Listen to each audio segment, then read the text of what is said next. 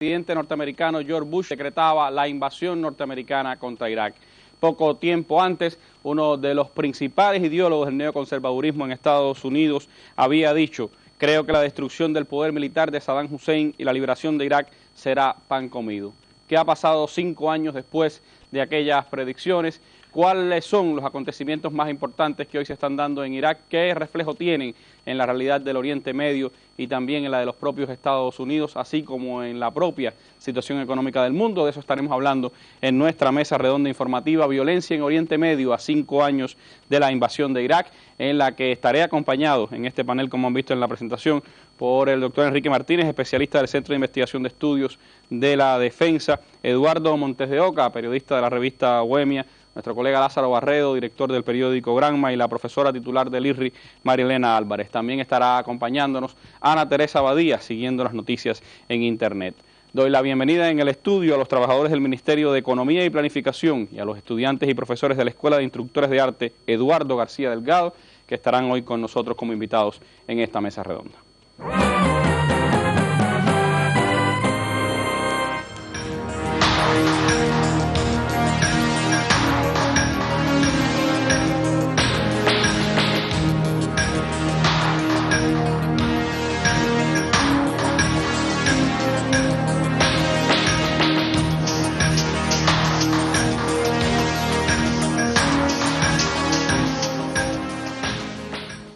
¿Quiénes son los principales ganadores de la guerra de Irak? ¿Qué ha pasado en estos 5 años? ¿Cuáles son las consecuencias económicas, políticas y sociales de esta contienda? Sobre eso hablaremos en esta mesa redonda, en la que además estaremos intentando establecer comunicación telefónica con el destacado intelectual norteamericano Howard Zinn, y estaremos escuchando las reflexiones que hiciera para nuestro espacio el destacado economista norteamericano James Galbraith, quien estuvo recientemente con nosotros en el evento de globalización y problemas del desarrollo. Les propongo ver un trabajo introductorio que hemos preparado para nuestro tema de hoy, a partir de ahí comenzar nuestro debate.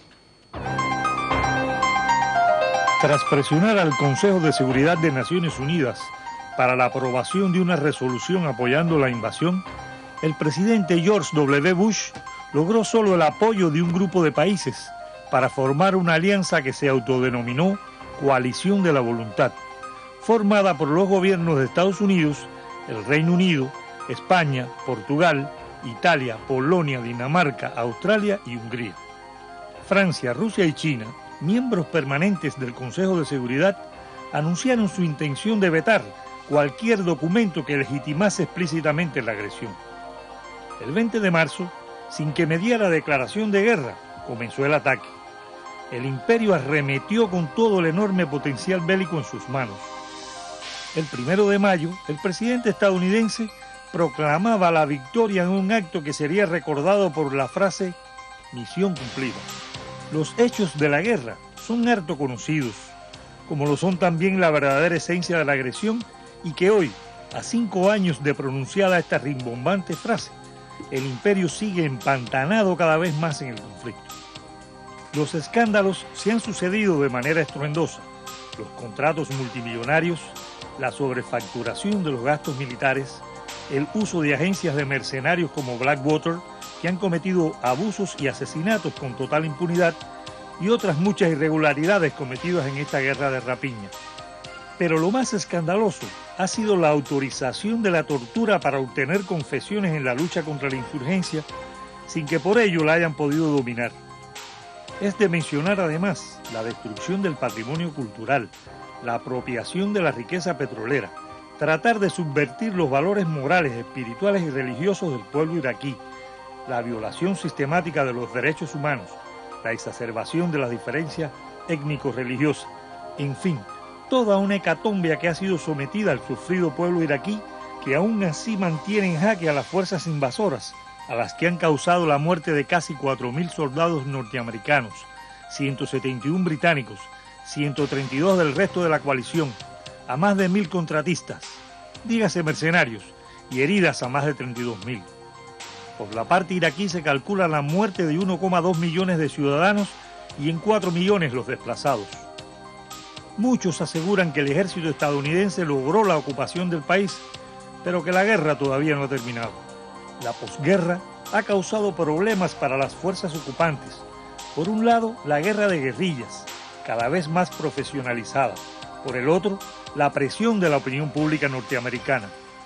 Los costos de la guerra, además de humanos y materiales, se extienden ahora al campo psicológico.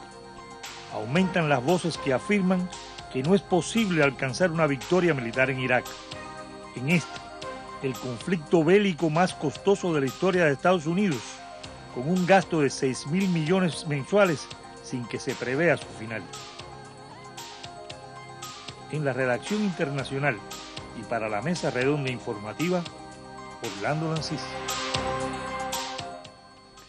Y las noticias de hoy están hablando de nuevos acontecimientos violentos en Irak, mientras en el día de ayer se conocía que el gran atentado en Kerbala, el día que el vicepresidente Chini estaba en Irak, ha ascendido a una cifra de 52 muertos y 70 heridos sus resultados, mientras una base polaca en el día de ayer fue atacada con cohetes Katyuskas en Diguanilla. La situación en Irak se sigue poniendo tensa, así lo refleja este reporte de Televisión Española. Vísperas del 5º aniversario se repiten los episodios de violencia por casi todo el país. Esta mañana ha habido un atentado suicida en la provincia de Diyala que ha dejado 4 muertos al noroeste del país.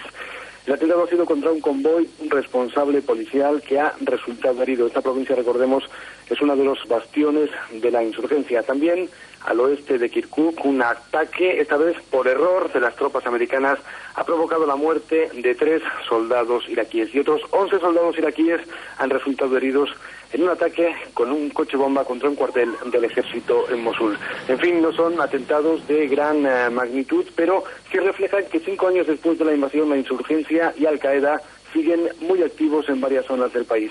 El mando estadounidense repite que esos ataques han descendido un 60% desde hace un año, cuando Bush envió a otros 30.000 soldados a la capital. En cualquier caso, el jefe de las tropas americanas aquí en Irak, el general David Petraeus, ha reiterado estos días que Al-Qaeda puede estar controlada, pero está lejos de estar erradicada. Bueno, 5 años después, Enrique, en el campo militar, ¿qué ha significado esta contienda para los Estados Unidos? ¿Cuánto hay de cierto en esa afirmación del presidente Bush en su discurso hoy del 5º aniversario de que se han cumplido los objetivos y que está mejorando la situación en Irak? Bueno, buenas tardes. La primera víctima de esta guerra fue la verdad. Los argumentos que utilizaron el gobierno norteamericano y sus aliados para invadir Irak eran falsos. No poseía Irak armas de destrucción masiva, no tenía relación ninguna el gobierno de Saddam Hussein con Al-Qaeda y por lo tanto la argumentación de realizar una invasión no tenía sustento, no tenía casus belli para atacar este país. Los objetivos reales de la guerra eran, primeramente, solidificar la expansión norteamericana que había comenzado en el 91 con la Guerra del Golfo, que continuó después en Bosnia en el 95, Kosovo en el 1999 y posteriormente la invasión a Afganistán en el 2001. Además de mostrar a los aliados y probables enemigos la decisión de esta cúpula gobernante norteamericana, de estos halcones gallinas, de utilizar la fuerza sin restricciones cuando lo consideraban necesario. Apropiarse de recursos económicos estratégicos como es el petróleo, o sea, ejercer el control sobre la región era un motivo fundamental, y la validez y continuidad de la, entre comillas, guerra antiterrorista como una guerra de Estados Unidos contra sus enemigos. La guerra tuvo una primera etapa relativamente exitosa, no tanto por la capacidad norteamericana, que tecnológicamente se conoce que es fuerte, como que el ejército iraquí estaba muy desgastado por la guerra y además los problemas internos de este país no le permitían una resistencia efectiva. Se habla incluso de la compra de generales por parte del ejército. Inclusive se habla de que hubo fuerte inyección de dinero para convencer a algunos jefes militares de no ofrecer resistencia. Pero lo cierto es que tras esta primera etapa aparentemente exitosa, sin una gran resistencia, sobrevino una segunda etapa. En esto influyeron varios elementos. La primera que nosotros consideramos es que los iraquíes, al comprender que el gobierno norteamericano no tenía intención de abandonar el país, no tenía intención de cederle la soberanía para el ejercicio de su gobierno y para controlar sus recursos económicos, pues pasó a una etapa de guerra de resistencia